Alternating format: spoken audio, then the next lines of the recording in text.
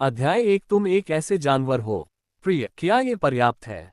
क्या तुम और अधिक बल प्रयोग करना चाहते हो? अचानक एक औरत की आवाज मेरे कानों में गूंजी।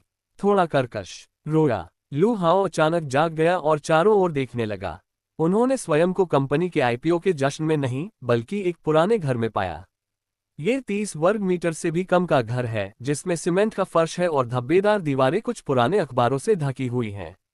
कमरे में केवल एक बिस्तर है और उसके बगल में त्रिकोण के आकार की बनी बेडसाइड टेबल पर कुछ बोतलें, दर्पण, कैंची, सुई धागा और अन्य सामान रखे हुए हैं। कमरे के बीच में एक छोटी लकड़ी की मेज थी जिस पर 2 प्लेटें बची हुई खाने की रखी हुई थीं। सूखी मूली और शीतकालीन तरबूज, बहुत शाकाहारी। सब कुछ पुराना था, फिर भी जाना पहचाना था। लकड़ी के दरवाजे पर एक कील लगी थी जिस पर एक कैलेंडर टंगा था, 16 जून 1987। उसकी पुतलियां अचानक फैल गईं मानो उसने कोई भूत देख लिया हो। दशकों पहले यह उनका घर था। उसका पुनर्जन्म हुआ है। मानो उसे यकीन ही न हो, लू हाओ ने पलटकर देखा कि उसके पीछे एक महिला खड़ी है। वह 20 साल की लग रही थी। उसका चेहरा थका हुआ था, बाल बिखरे हुए थे और चेहरे पर कुछ चोट के निशान थे, लेकिन वह बहुत खूबसूरत थी। जैद जैसा चेहरा एकाकी और अश्रुपूर्ण है, और नाशपाती का फूल वसंत की बारिश से गीला है। इंटरनेट सेलिब्रिटीज के युग में सिर्फ अपना चेहरा दिखाने और कुछ न कहने से आप अनगिनत प्रशंसक पा सकते हैं और अमीरों से अविश्वसनीय पुरस्कार प्राप्त कर सकते हैं।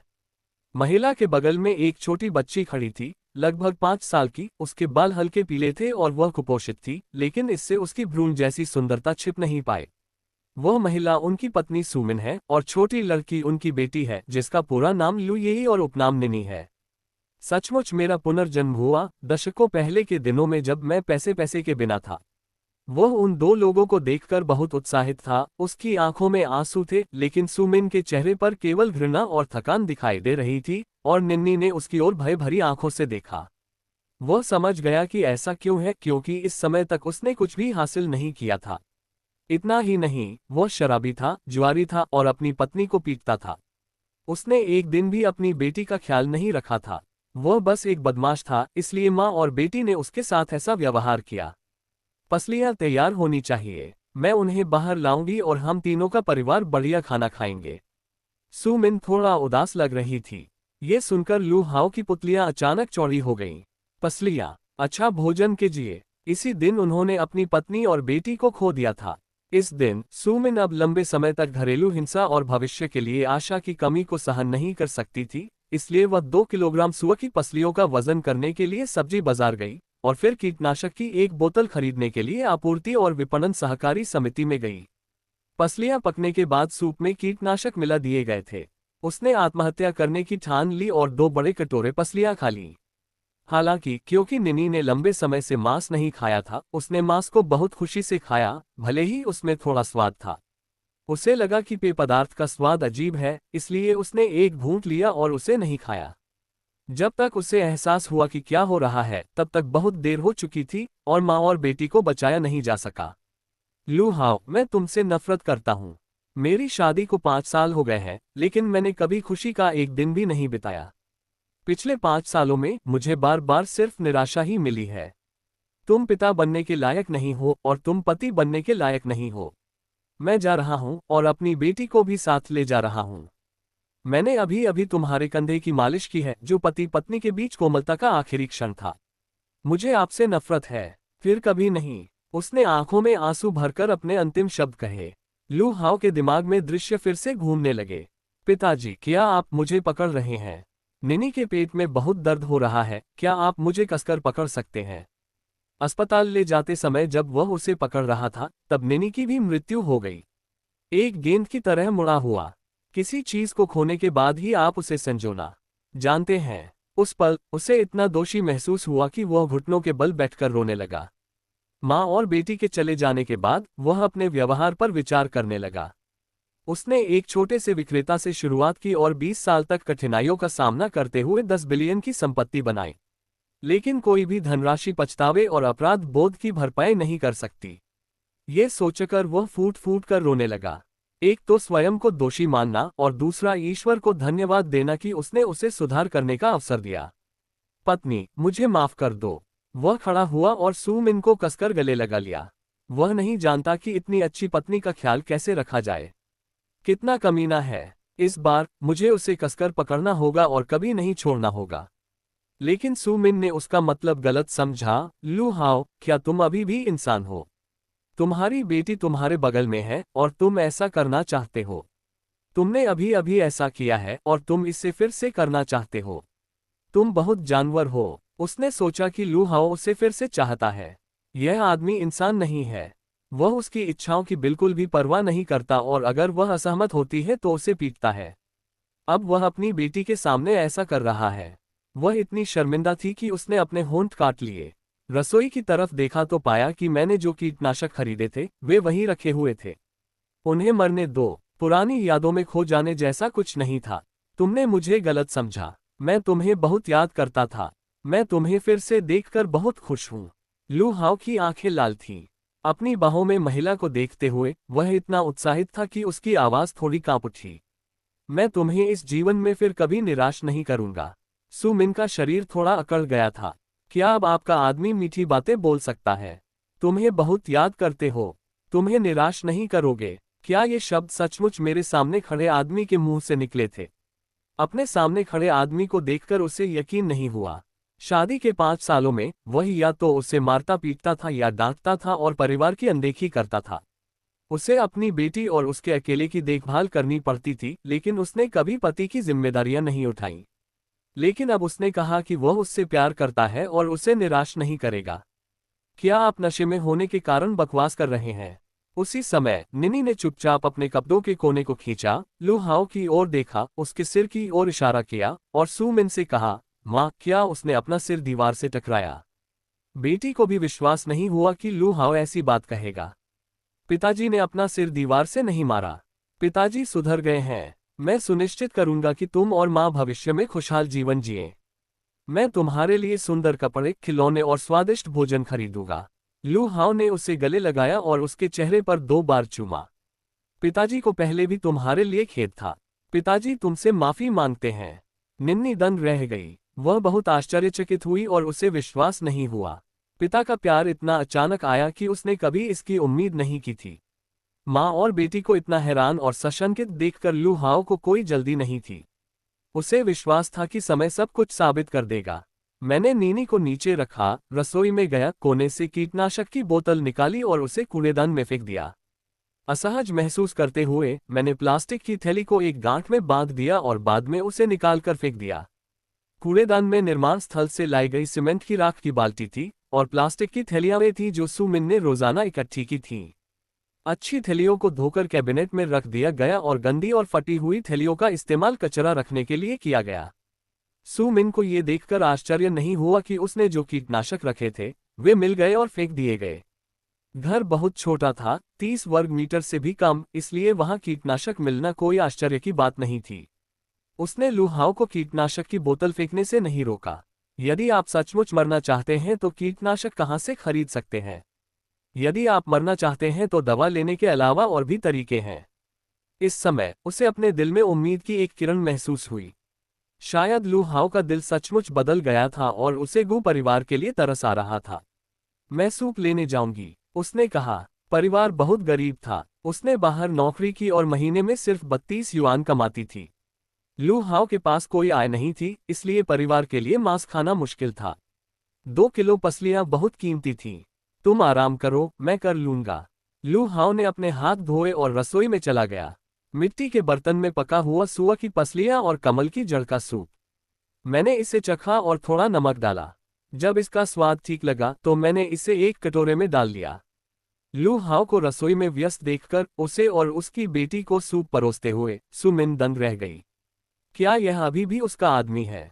निनी ने भी रसोई में लू हाओ को एक अजनबी की तरह देखा और फिर उसके बगल में सू मिन को देखा। माँ, क्या आप उसे अस्पताल ले जाना चाहती हैं? अध्याय 2। प्रिय, सावधान रहो। माँ और बेटी दोनों को विश्वास नहीं हुआ कि यह सच है। आजकल लोग जल्दी शादी कर लेते हैं। सू मिन की उम्र सिर्फ 18 साल थी जब उसने लू हाओ से शादी की। 5 सालों में लू हाओ ने कभी रसोई में कदम नहीं रखा। उसे और उसकी बेटी को सूप परोसना तो दूर की बात है। यदि वह इस आदमी से इतनी परिचित नहीं होती तो उसे लगता कि उसकी जगह किसी और को ले लिया गया है। उसने धीरे से निनी के छोटे से चेहरे पर चुटकी ली। क्या दर्द हो रहा है? हाँ, थोड़ा दर्द हो रहा है। निनी ने सिर हिलाया। लगता है ये सपना नहीं है, उसके सिर पर सचमुच चोट लगी है। उसने सुमिन की ओर देखा, उलझन में थी। माँ, क्या हमें उसका ख्याल रखना चाहिए? वह पहले बहुत खतरनाक था और मैं बहुत डरी हुई थी। अब वह ठीक है। उसे अस्पताल भेजने के बजाय हम उसे कुछ समय और क्यों नहीं देखते? छोटी लड़की को डर था कि अगर उसने लू हाओ को अस्पताल भेजा तो लू हाओ फिर से उसी पिता में बदल जाएगा जो उसे मारता पीटता था। आओ, सूप पी लो। लू हाओ ने तैयार सूप परोसा। सबसे पहले उसने सुमिन को एक बड़ा कटोरा परोसा और उसके सामने रख दिया। पत्नी, ज्यादा खाओ, गर्मी से सावधान रहना। फिर वह निनी के लिए एक और कटोरा लाया और उसे एक चम्मच देते हुए कहा, खाने से पहले इसे उड़ा दो। दोनों लोगों के कटोरे में ढेर सारा मांस भरा हुआ था। अंततः वह रसोई घर में गया और स्वयं खाना परोसा। सुमिन ने एक चौकोर तौलिया लिया और उसे निनी के गले में लपेट दिया ताकि सूप उसके कपड़ों पर न गिरे। उसने लू हाओ के कटोरे पर नजर डाली और फिर से हैरान रह गई। उसके कटोरे में सबसे अधिक मांस था, उसके बाद निनी का, और लू हाओ के कटोरे में सबसे कम मांस था, तथा केवल थोड़ा सा सूप और कमल की जड़ थी। ऐसा लगता है कि यह आदमी सचमुच बदल गया है और अब वह समझता है कि दूसरों की देखभाल कैसे की जाए। ऐसा पहले कभी नहीं हुआ था। वह हमेशा अपने बारे में सोचता था और माँ बेटी को नजरअंदाज करता था। लेकिन अब वह जानता था कि उनके लिए सबसे अच्छा क्या बचाकर रखना है, जबकि वह सिर्फ सूप पीता था और मांस के कुछ टुकड़े खाता था। उसने मांस का एक टुकड़ा उठाया और लू हाओ के कटोरे में डाल दिया। ये बहुत ज्यादा है, मैं इसे खत्म नहीं कर सकती। उसकी आवाज ठंडी थी, लेकिन उसके हाथ नहीं रुके और उसने मांस के कुछ और टुकड़े उठाए और उन्हें लू हाओ के कटोरे में डाल दिया। लू हाओ ने उसकी ओर देखा और बहुत असहज महसूस किया। ये औरत बहुत मूर्ख है। अभी कुछ समय पहले वह घरेलू हिंसा के कारण आत्महत्या करने की धमकी दे रही थी, लेकिन अब सिर्फ इसलिए कि उसने सूप परोसने की पहल की और माँ और बेटी के कटोरे में अधिक मांस डाला, वह भावुक हो गई और उसे उस पर दया आ गई। पत्नी, मैं तुम्हें भविष्य में एक अमीर महिला की तरह जीवन जीने दूंगा। उसने गंभीरता से वादा किया। अपने पिछले जन्म में अपनी पत्नी और बच्चों के गुजर जाने के बाद वह कई महीनों तक सुस्त और दुबला पतला रहा। फिर उसने अपनी पत्नी और बेटी के लिए अपनी लालसा और उनके लिए महसूस किए जाने वाले अपराधबोध को कम करने के लिए पैसे कमाने के लिए कड़ी मेहनत की। वह केवल पैसा कमाने और व्यापार करने के बारे में ही सोचता था और किसी और चीज के बारे में नहीं सोचता था। दशकों में उसने 0 से 10 बिलियन की संपत्ति बनाई। अगर वह अपना जीवन फिर से जी ले तो उसके लिए पैसा कमाना आसान हो जाएगा और कई नुकसानों से बचा जा सकेगा। वह आत्मविश्वास से भरा हुआ है। 1980 के दशक में सुधार और खुलेपन के कुछ समय बाद ऐसे लोग थे जो व्यवसाय में उतरे, लेकिन उनकी संख्या बहुत कम थी। ज्यादातर लोग अभी भी इंतजार कर रहे थे और देख रहे थे, और उन्हें व्यवसाय करने के बारे में कोई जानकारी नहीं थी। उसके लिए अवसर हर जगह है और वह बस झुककर सोना उठा सकता है। उसने कटोरे से मांस उठाया और उसे वापस निनी के कटोरे में डाल दिया। क्या ये स्वादिष्ट है? ये बहुत स्वादिष्ट है। मैंने बहुत दिनों से मांस नहीं खाया है। ये बहुत स्वादिष्ट है। निनी की आंखें मुस्कुरा रही थीं। मांस का भोजन उसे संतुष्ट कर सकता है और उसे बेहद खुश कर सकता है। अगर इसका स्वाद अच्छा है तो और खाओ। लू हाओ ने कहा, पिताजी भविष्य में तुम्हारे लिए और भी स्वादिष्ट भोजन खरीदेंगे। अपनी बेटी से वादा करने वाले आदमी को देखकर सु मिन को राहत महसूस हुई। शायद भगवान को वास्तव में उसके लिए तरस आया, और ये देखते हुए कि उसने कितना दुख झेला है, भगवान ने लू हाओ का स्वभाव बदल दिया। तुम्हें पहले ही हमारे लिए तरस आना चाहिए था, लेकिन अब भी बहुत देर नहीं हुई है। अपने बुरे दोस्तों के साथ खाने पीने और मौज मस्ती करने मत जाओ। एक अच्छी नौकरी ढूंढो और एक साधारण जीवन जियो। इससे कोई फर्क नहीं पड़ता कि जीवन थोड़ा कठिन है और तुम कम पैसे कमाते हो। जब तक हम साथ मिलकर काम करते रहेंगे, जीवन धीरे धीरे बेहतर होता जाएगा। उसने अपने बाल ऊपर उठाए। एक अमीर पत्नी बनना इतना आसान नहीं है। तुम्हें मुझे मनाने की जरूरत नहीं है।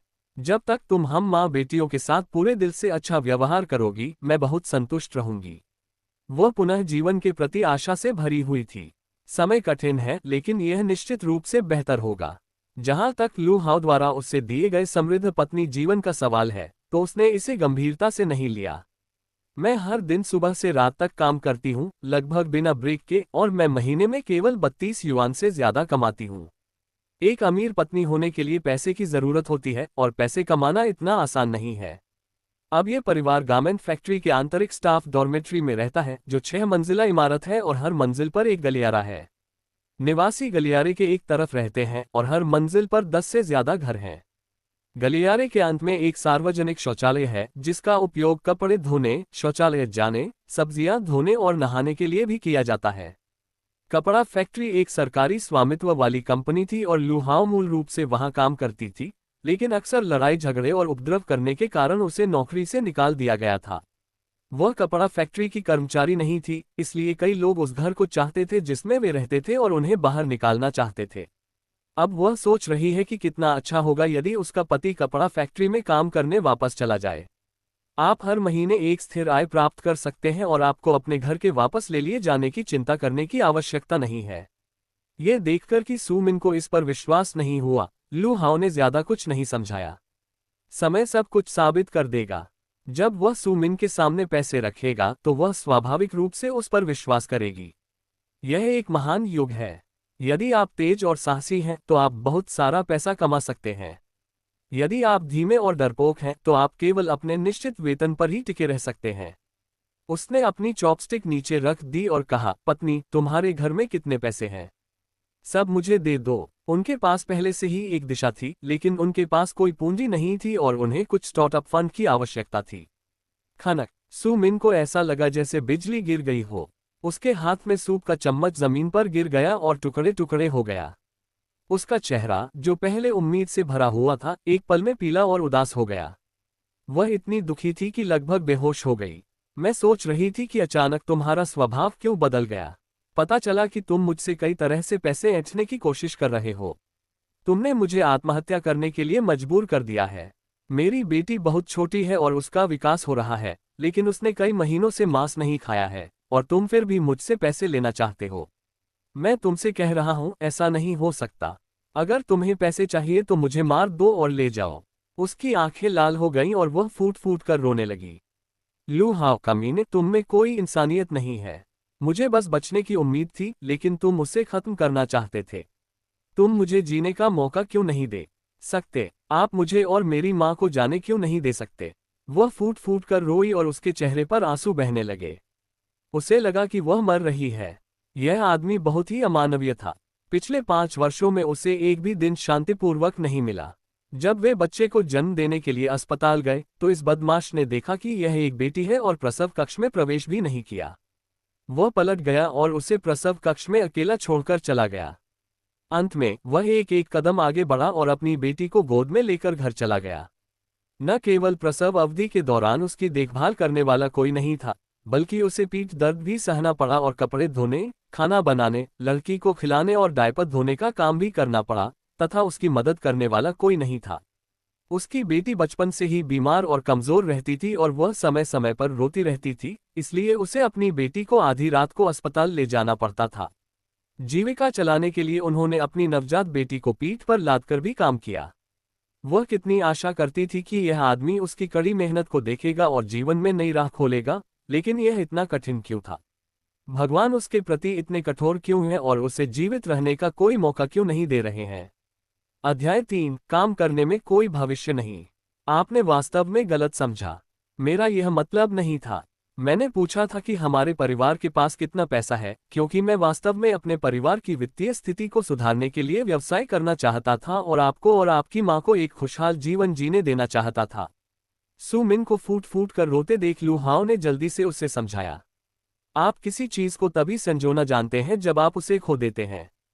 हालांकि वह अपने पिछले जीवन में अरबों की संपत्ति का मालिक था, फिर भी वह एक खुशहाल जीवन नहीं जी पाया। जब भी मेरे पास थोड़ा खाली समय होगा, मैं सू मिन और निनी के बारे में सोचूंगा। इन 2 लोगों की मौत उनके लिए जीवन भर का दुख बन गई।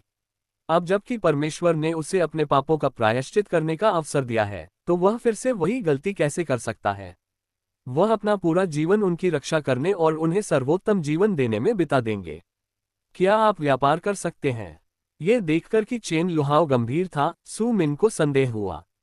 वह अच्छी तरह जानती थी कि उसका पति क्या करने में सक्षम है, और उसने पहले कभी किसी में ये क्षमता नहीं देखी थी। हाँ, लू हाओ ने बिना किसी हिचकिचाहट के सिर हिलाया। वह अच्छी तरह जानता है कि भविष्य में कौन से उद्योग लोकप्रिय होंगे और कौन से उत्पाद पैसा कमाएंगे, इसलिए इस दुनिया में व्यापार करना और भी आसान हो जाएगा। इसके अलावा अब व्यापार करने का सुनहरा समय है। इस समय बाजार में प्रवेश करना पैसे कमाने के बराबर है। व्यापार पिछले जीवन की तुलना में बड़ा, मजबूत, ऊंचा और आगे ही बढ़ेगा। लू हाओ के चेहरे पर आत्मविश्वास और दृढ़ निश्चयी भाव देखकर सु मिन अचंभित रह गई। यह आदमी वास्तव में खुद को सुधारना चाहता था और चाहता था कि वह और उसकी बेटी एक खुशहाल जीवन जिए, लेकिन क्या वह वास्तव में व्यवसाय कर सकता था? 5 साल बाद वह एक आदमी के शरीर पर हर तिल को पहचान गई। तुमने पहले कभी व्यवसाय नहीं किया, तुम ऐसा कैसे कर सकते हो? तुम झूठ बोल रहे हो। अगर तुम वाकई चाहते हो कि हम एक अच्छी जिंदगी जिए तो कड़ी मेहनत करो और एक क्लास ढूंढो। लू हाओ ने फिर कहा, मैं व्यापार करने में वाकई बहुत अच्छा हूं। मेरा विश्वास करो, ये व्यापार करने का सुनहरा समय है। जब तक आपके पास पूंजी है, आप निश्चित रूप से 100, 1000 या 10,000 गुना पैसा कमा सकते हैं। काम में कोई भविष्य नहीं है। सु मिन ने गहरी सांस ली। वह बहस जारी रखने की ऊर्जा खो चुकी थी। उसने अपनी जेब से मुट्ठी भर पैसे निकाले और मेज पर रख दिए। ये सब मेरा सामान है। अगर तुम्हें चाहिए तो ले लो। मेरे पास अब पैसे नहीं हैं। वह निराश हो गया और लू हाओ पर से उसका विश्वास उठ गया। मेज पर रखे गए बदले में 10 युआन से भी कम पैसे मिलते हैं। इतने बड़े परिवार में एक वयस्क व्यक्ति जिसकी शादी को 5 साल हो चुके हैं, उसकी सारी बचत सिर्फ इतनी ही है। सु मिन ने इस पैसे को बचाने में बहुत मेहनत की थी। तुम ये पैसे रख लो। लू हाओ ने सु मिन के उदास चेहरे को देखा और पैसे नहीं लिए। अगर वे वास्तव में इसे छीन लेते तो वे न केवल पैसे छीन लेते बल्कि सु मिन के सभी विश्वास भी छीन लेते। इसके अलावा ये थोड़ा पैसा पूरी तरह से बेकार है। सु मिन ने कुछ नहीं कहा, बस उसकी ओर देखा और चुपचाप पैसे अपनी जेब में रख लिए। उसने लू हाओ से एक और शब्द नहीं कहा और अभी भी गुस्से में थी। रात के खाने के बाद सु मिन ने बर्तन साफ करने की तैयारी की। तुम आराम करो, मैं सफाई कर लूंगा। लू हाओ ने उसे रोका। उसने बर्तन खुद ही रख दिए और उन्हें धोने के लिए गलियारे के अंत में चला गया। इस जगह पर पानी है और हर कोई पानी का उपयोग करता है। लू हाओ को बर्तन धोते देख कई पड़ोसी बहुत आश्चर्यचकित हुए। इस इमारत में रहने वाले ज्यादातर लोग गारमेंट फैक्ट्री के कर्मचारी हैं। वे हर रोज एक दूसरे से मिलते हैं और एक दूसरे को जानते हैं। ये पड़ोसी लू हाओ के चरित्र को भी अच्छी तरह से जानते हैं। उसकी एक खूबसूरत पत्नी है, लेकिन वह हमेशा घर से बाहर रहती है, कुछ बुरे दोस्तों के साथ खाती पीती और मौज मस्ती करती है। वह कोई पैसा नहीं बचाती और घर का काम करना नहीं जानती। मैंने उसे कई सालों से बर्तन धोते नहीं देखा था, लेकिन आज वह सचमुच बर्तन धोने आया। कई पड़ोसियों ने आसमान में सूरज की दिशा में देखा, ये सोचकर कि आज सूरज पश्चिम से उग रहा है। इन पड़ोसियों के चेहरे देखकर लू हाओ अपनी पत्नी और बच्चों को खुश करने के लिए और भी दृढ़ हो गया। मैं आपका बहुत अधिक ऋणी हूँ। बर्तन धोने के बाद लू हाओ ने फिर से फर्श साफ किया और फिर घर के कुछ सामान को व्यवस्थित किया। वह बहुत गंभीर और धैर्यवान था। सु मिन और निनी दोनों दंग रह गईं और माँ बेटी एक दूसरे को घूरने लगीं। माँ, क्यों न हम उसे जांच के लिए अस्पताल ले जाएं? निनी ने सु मिन से फुसफुसाते हुए कहा। ये लड़की अभी भी चिंतित है कि क्या लू हाओ के दिमाग में कुछ गड़बड़ है। अगर वह जांच नहीं करती है तो उसे डर है कि लू हाओ वाकई बीमार है। अगर वह जांच करती है तो उसे डर है कि वह फिर से एक बुरा पिता बन सकता है जो उसे पीटना और डांटना पसंद करता है। छोटी लड़की ने भौहें सिकोड़ ली और दुविधा में पड़ गई। सब कुछ पैक हो जाने के बाद लू हाओ ने सु मिन से कहा, पत्नी, मैं थोड़ी देर के लिए बाहर जा रहा हूँ। अपने उन बुरे दोस्तों के साथ मत घूमो। उनके इरादे अच्छे नहीं हैं। सु मिन ने कहा, ठीक है। लू हाओ ने सिर हिलाया और तुरंत सहमति जताई। अब उसका ध्यान केवल पैसा कमाने और माँ बेटी को अच्छा जीवन जीने देने पर है, इसलिए वह निश्चित रूप से बाहर जाकर खिलवाड़ नहीं करेगा। ये सुनकर सु मिन को फिर आश्चर्य हुआ। क्या यह आदमी सचमुच उसकी बात सुनेगा? आज लू हाओ ने उसे कई बार आश्चर्यचकित किया। बाहर निकलकर लू हाओ धीरे धीरे पूरे रास्ते चलता रहा। आसपास के नज़ारे देखकर उसे बहुत अच्छा लगा। सब कुछ बहुत पुराना लग रहा था, लेकिन इसने लोगों को पुरानी यादें ताज़ा कर दी। जीवन में सबसे बड़ा अफसोस यह है कि वह दोबारा शुरुआत नहीं कर पाया और अतीत के पछतावों को दूर करने का कोई मौका नहीं मिला, लेकिन अब उसके पास यह अवसर है। उसकी आंखें चमक उठी और वह जोर से चिल्लाने से खुद को नहीं रोक सका, जिससे पास से गुजर रही दो छोटी लड़कियां इतनी डर गईं कि वे डर के मारे एक दूसरे से लिपट गईं। वह क्षमाप्रार्थी भाव से मुस्कुराया और बातचीत शुरू नहीं की। घर पर उसकी एक सौम्य, गुणी और सुंदर पत्नी थी, जो 100 में से 90 अंक प्राप्त कर सकती थी। कोई अन्य महिला उसकी नज़र में नहीं आती थी। मेरी पत्नी दिखने और फिगर दोनों में अद्भुत है। वह कहीं और नहीं गया, बल्कि सीधे पास की सब्जी मंडी में चला गया। आसपास कई फैक्ट्रियां और घनी आबादी वाले रिहायशी इलाके हैं। ये सरकारी स्वामित्व वाली सब्जी मंडी है और अंदर स्टॉल चलाने वाले सभी सरकारी कर्मचारी हैं। सब्जियों की बिक्री की मात्रा से उनका कोई लेना देना नहीं है, क्योंकि उन्हें एक निश्चित वेतन मिलता है। इससे सब्जियां बेचने के प्रति उनका उत्साह भी कम होता है और उनका रवैया भी बहुत खराब होता है, क्योंकि ऐसा लगता है कि उन्हें इस बात की परवाह नहीं है कि आप खरीदें या नहीं। लेकिन फिर भी बहुत से लोग अभी भी यहाँ सब्जियां खरीदने आते हैं, क्योंकि आसपास सिर्फ एक बड़ी सब्जी मंडी है। आर्थिक स्थिति बदलने के बाद बाजार के कर्मचारियों के नकारात्मक और अहंकारी सेवा रवैये के कारण व्यापार में गिरावट आए और व्यापार बद से बदतर होता चला गया। बाद में बाजार को एक निजी मालिक ने अपने अधीन कर लिया, जिसने खूब पैसा कमाया। बाद में जब मकान ध्वस्त कर दिया गया तो दूसरे पक्ष ने फिर से धन कमाया। ये लू हाओ का लक्ष्य है। लू हाओ ने अपने पिछले जीवन में यह अवसर खो दिया था, इसलिए उसने इस जीवन में यहीं से शुरुआत करने का फैसला किया। लेकिन एक बार में एक निवाला खाना चाहिए और एक बार में एक कदम चलना चाहिए। सबसे पहले उसे पैसों की समस्या का समाधान करना होगा। अब उसकी जेब में पैसे नहीं हैं। वह सब्जी मंडी में गया। स्टॉल पर मौजूद कर्मचारी बातें कर रहे थे। जब उन्होंने लोगों को आते देखा तो उन्होंने उनका अभिवादन नहीं किया। वे बस उनकी तरफ देखते रहे और उनका अभिवादन करने में कोई दिलचस्पी नहीं दिखाई। स्थिर नौकरी वाले इन लोगों की अपेक्षाएं तो बहुत अधिक होती हैं, लेकिन कौशल कम होते हैं और वे सभी के साथ ऐसा ही व्यवहार करते हैं।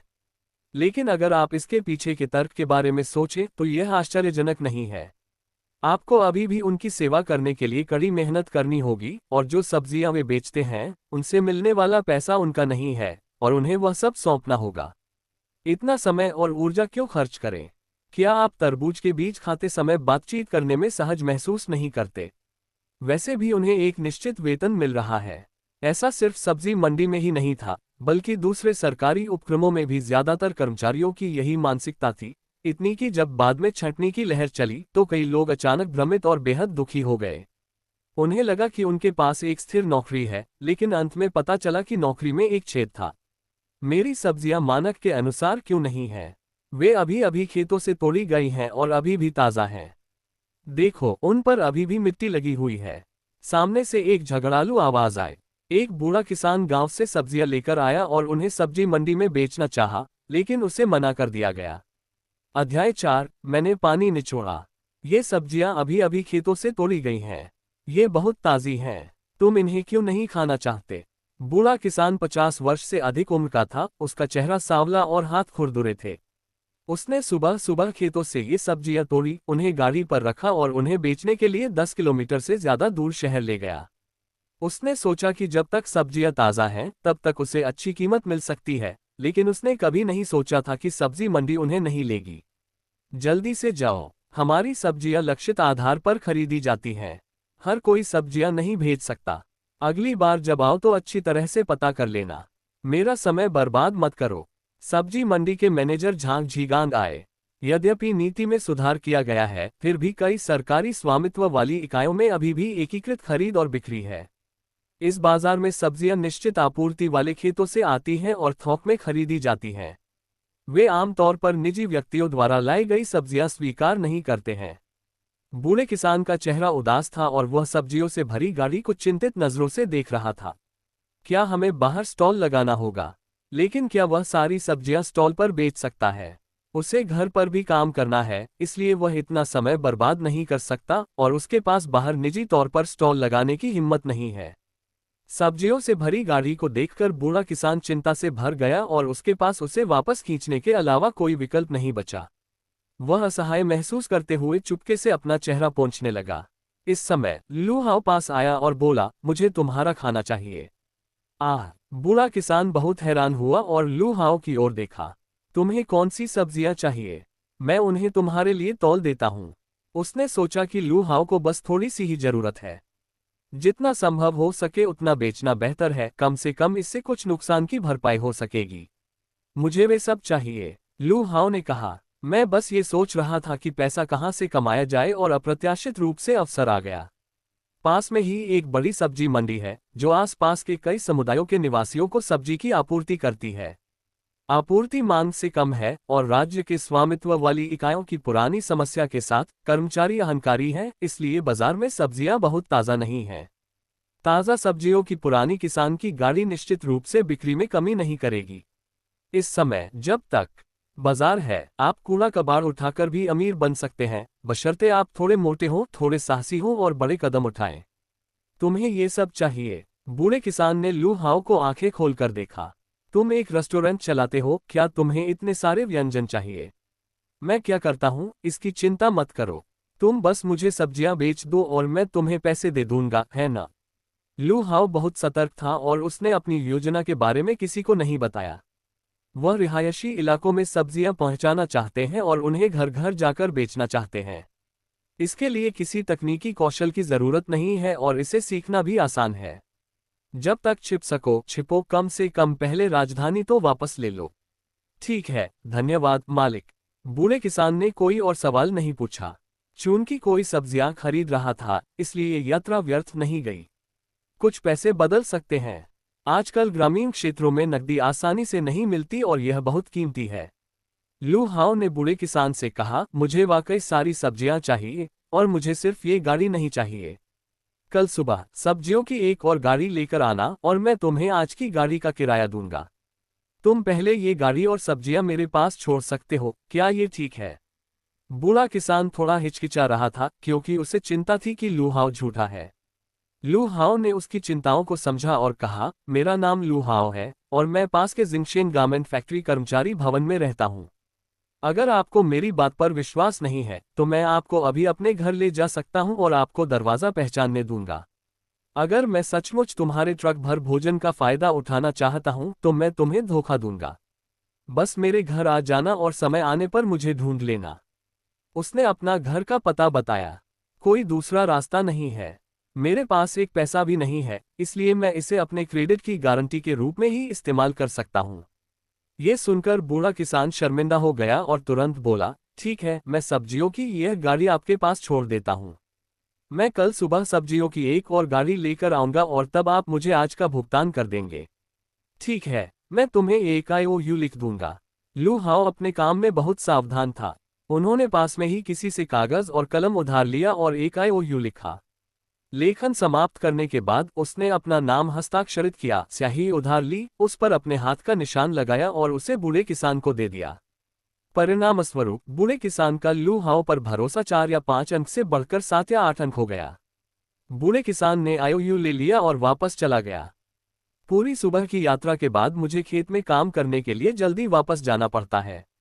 जब बाजार में अन्य लोगों ने लू हाओ को सब्जियों का एक थैला मंगवाते देखा तो वे सभी हंस पड़े। कौन इस बर्तन को खाना चाहेगा जो अभी भी कीचड़ से सना हुआ है? ये सही है, उन्हें अभी तक साफ नहीं किया गया है और वे टेढ़े मेढ़े दिख रहे हैं। आप उन्हें बाजार में बेचना नहीं चाहते, है ना? यह एक सरकारी स्वामित्व वाला उद्यम है। हर स्टॉल का अपना स्थान है। सभी स्टॉल आरक्षित हैं। इस समय झांग झीगांग भी आया और लू हाओ को याद दिलाया, आप यहाँ खरीदी गई सब्जियां नहीं बेच सकते हैं और आप उन्हें आसपास नहीं बेच सकते हैं। उन्होंने लू हाओ को पहले ही रोकथाम का एक इंजेक्शन दे दिया था। ये सब्जी मंडी सेवाएं प्रदान करने में बहुत अच्छी नहीं है, लेकिन ये दूसरों को भी अपने आसपास व्यापार करने की अनुमति नहीं देती है। मुझे पता है, मैं तुम्हें कोई परेशानी न हो, इसलिए इसे यहाँ नहीं बेचूंगा। लू हाओ को इससे कोई फर्क नहीं पड़ा। तुम लोगों के लिए भी यह आसान नहीं है। उसने अपनी जेब से सिगरेट का आधा पैकेट निकाला और एक झांग झिगान को दे दिया। झांग झीगान को ये सुनकर राहत मिली कि लू हाओ उनके काम को इतनी अच्छी तरह समझता है और उसे सिगरेट भी देता है। वह एक निम्न स्तर का प्रबंधक था और अक्सर बूढ़ी महिलाओं और बूढ़े लोगों द्वारा डांटा जाता था और उसे कभी नहीं समझा जाता था। किसी के लिए ये कहना दुर्लभ था कि उसे कठिन समय था, लेकिन कुछ ही शब्दों के बाद उसे लू हाओ के साथ बैठने, कुछ पे पीने और तली हुई मूंगफली पर बातचीत करने की इच्छा हुई। वास्तव में ये बिल्कुल वैसा ही प्रभाव है जैसा लू हाओ चाहता था। सांत्वना के कुछ शब्द जिनकी कोई कीमत नहीं थी, उन्हें और झांग झीगान को एक दूसरे के करीब ला सकते थे। कितना लागत प्रभावी। उसने अपनी नज़र इस सब्जी बाजार पर टिका दी। हालांकि झांग झीगान उस बाजार में सिर्फ एक निचले स्तर का मैनेजर था, लेकिन अगर कोई खबर आती तो सबसे पहले उसे ही पता चलता। अच्छे रिश्ते बनाने में निश्चित रूप से कोई बुराई नहीं है।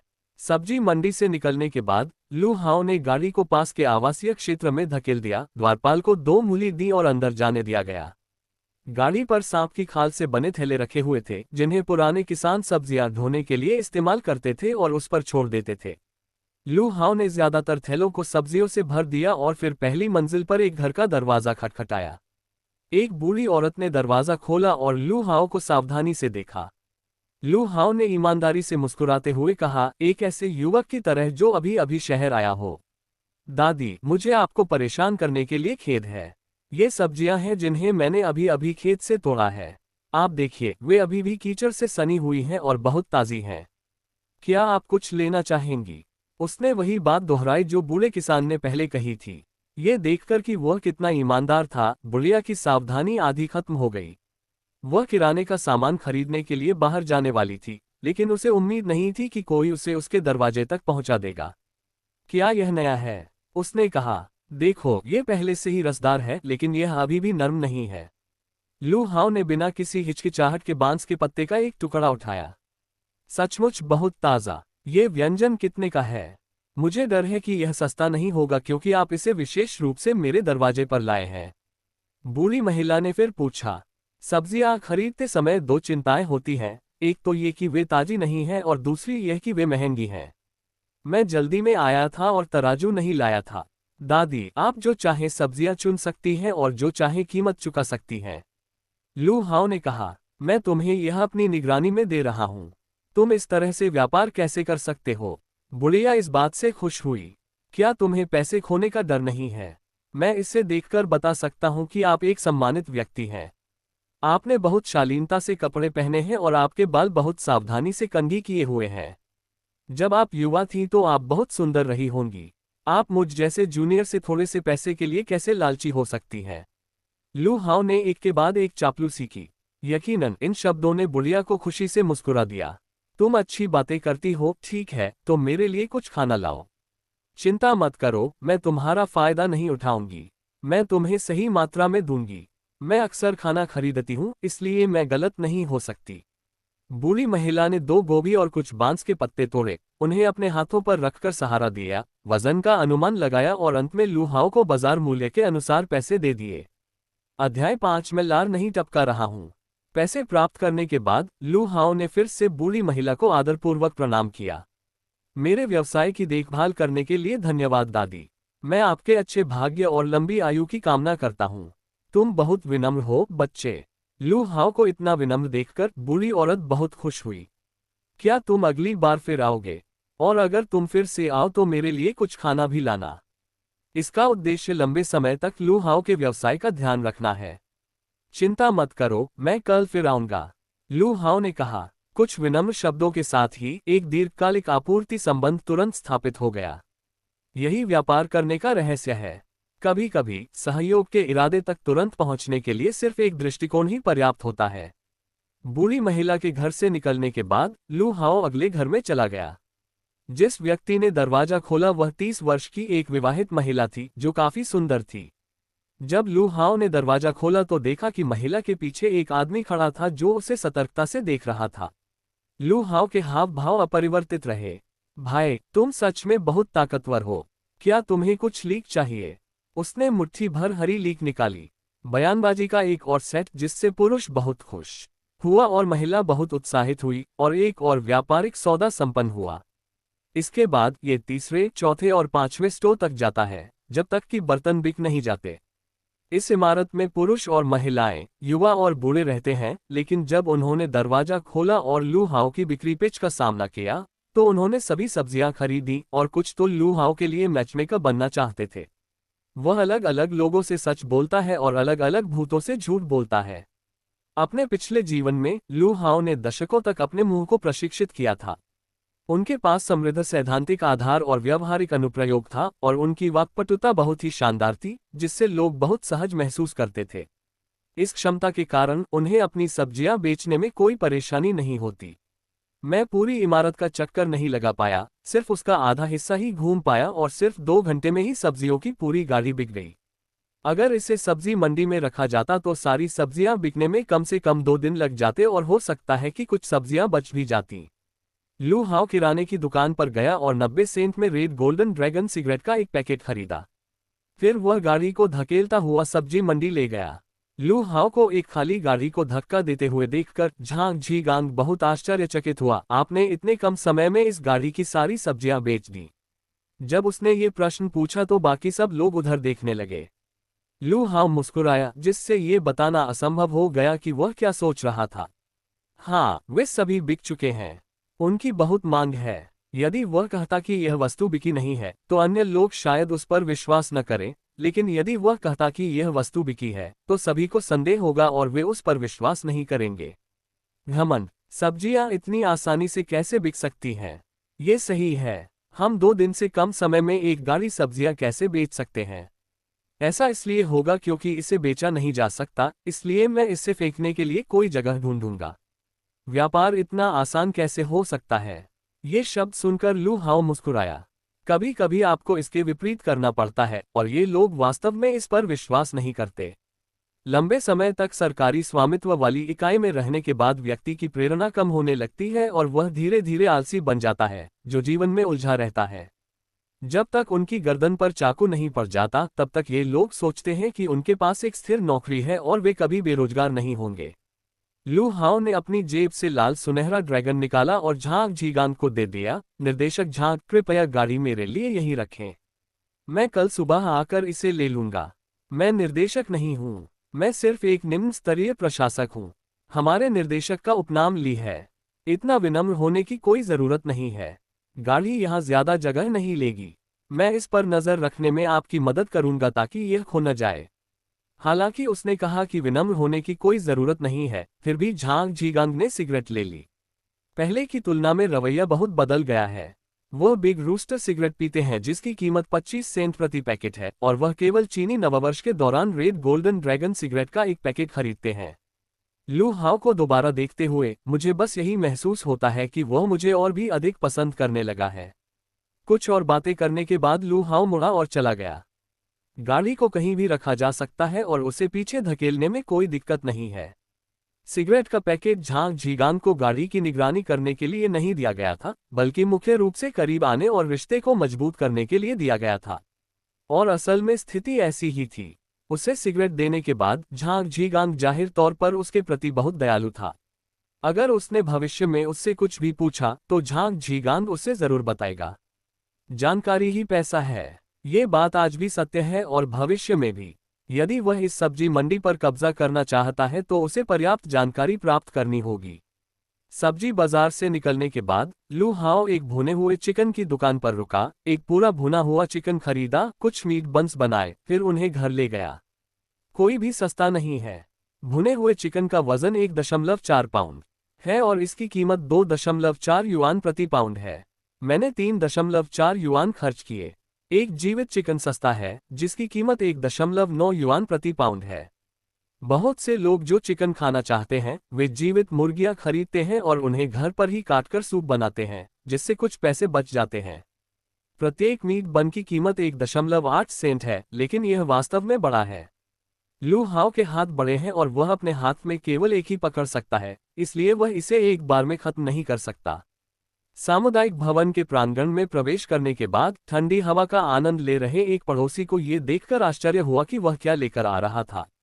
ओह, तुम अमीर हो गए। भुना हुआ चिकन और मांस बंस, इसमें बहुत पैसा खर्च होगा, है ना? इसकी खुशबू बहुत अच्छी है। लू हाओ, क्या तुम आज कार्ड गेम जीत गए? लू हाओ की ख्याति बहुत पहले ही पूरे समुदाय में फैल चुकी थी। उसकी जेब में बहुत कम पैसे थे और अगर होते भी तो वह उसे खाने पीने और मौज मस्ती में खर्च कर देता था। वह कभी भी घर में पैसे या कोई चीज नहीं लाता था। अप्रत्याशित रूप से वह आज बहुत सारी चीजें लेकर आया। किसी ने बहुत उत्सुकता से पूछा, लू हाओ, तुम्हें ये चीजें खरीदने के लिए पैसे कहाँ से मिले? मैंने इसे व्यवसाय से कमाया है, लू हाओ ने उत्तर दिया। बिना रुके वह सीधे सीढ़ियों से ऊपर चला गया। सभी लोग और भी अधिक हैरान हो गए। व्यापार? क्या तुम मजाक कर रहे हो? वह व्यापार कर सकता है? किसी ने इस पर विश्वास नहीं किया और बस यही सोचा कि लू हाओ ताश खेलने में भाग्यशाली है। लू हाओ ने चर्चा सुनी लेकिन उसने कुछ नहीं बताया। जब वे उससे संबंधित नहीं थे तो उसे उन्हें इतना क्यों समझाना चाहिए? उसे उम्मीद नहीं थी कि वे तुरंत इस पर विश्वास कर लेंगे। जब मैं घर लौटा तो सुमिन और निनी दोनों वहां थे। लू हाओ के हाथ में जो था, उसे देखकर निनी की आंखें चौड़ी हो गईं। भुना हुआ चिकन। उसने लू हाओ के हाथ में भुने चिकन को देखा और कपड़े सिल रही सू मिन को खींचते हुए कहा, माँ देखो वह वापस आ गया है और अपने साथ भुना चिकन लाया है। बोलते समय उसने अपने होंठ चाटे। बहुत लालची। हालांकि वह अपने पिता के पास नहीं गया, जैसे दूसरे बच्चे अपने पिता को स्वादिष्ट भोजन लाते देखकर भागते थे। इसके बजाय वह कुछ डर के साथ सू मिन के पास खड़ा रहा। इसका संबंध पिछले 5 वर्षों के अनुभव से है। पिछले 5 वर्षों से माँ और बेटी लू हाओ की छाया में रह रही हैं और उनमें उससे डर पैदा हो गया है। सू मिन ने जो कुछ कर रही थी उसे रोक दिया और आश्चर्य से लू हाओ को देखने लगी। मेरा आदमी सचमुच खाना वापस लाया। तुम अभी भी वहां क्यों खड़े हो? आओ और खाओ। लू हाओ ने भुना हुआ चिकन मेज पर रखा, फिर एक कटोरा और चॉपस्टिक लेने के लिए रसोई में चला गया। बर्तन व्यवस्थित करने के बाद उसने चिकन को टुकड़ों में फाड़ दिया। ये भुना हुआ चिकन बाहर से कुरकुरा और अंदर से नरम होता है, और इसके साथ डिपिंग सॉस भी आता है, जिसे छिड़कने के बाद इसकी खुशबू बहुत अच्छी आती है। यहाँ तक कि लू हाओ भी प्रलोभन से उत्तेजित हो गया। गुलुंग। पेट में गुर्राहट की आवाज। लू हाओ ने निन्नी की ओर देखा, उसके मुंह के कोने की ओर इशारा किया और मुस्कुराते हुए कहा, तुम्हारी लार टपक रही है। निन्नी ने जल्दी से अपना मुंह पोंछा और उसकी ओर देखा। नहीं, तुम झूठ बोल रहे हो, मेरी लार नहीं टपक रही है। उसने मेज पर रखे चिकन को देखा और कहा, इसकी खुशबू बहुत अच्छी है। वह बहुत लालची था, लेकिन फिर भी बातचीत की मेज पर नहीं आया। निनी की आंखों में डर देखकर लू हाओ का दिल दुख गया। यह उसकी बेटी थी और उसे एक देखभाल करने वाली और प्यारी लड़की होना चाहिए, उसके साथ खेलना चाहिए, लेकिन उसकी आंखों में ज्यादा डर था। यहाँ तक कि जब उसके सामने भुना हुआ चिकन आया जिसे वह सचमुच खाना चाहती थी, तब भी उसने वहां आने की हिम्मत नहीं की। लू हाओ के अतीत ने उसके दिल में एक गंभीर मनोवैज्ञानिक आघात छोड़ा है, और इस आघात को ठीक होने में समय लगेगा। उसने एक मुर्गे की टांग उठाए और उसे देते हुए कहा, नीनी इधर आओ, ये तुम्हारे लिए है।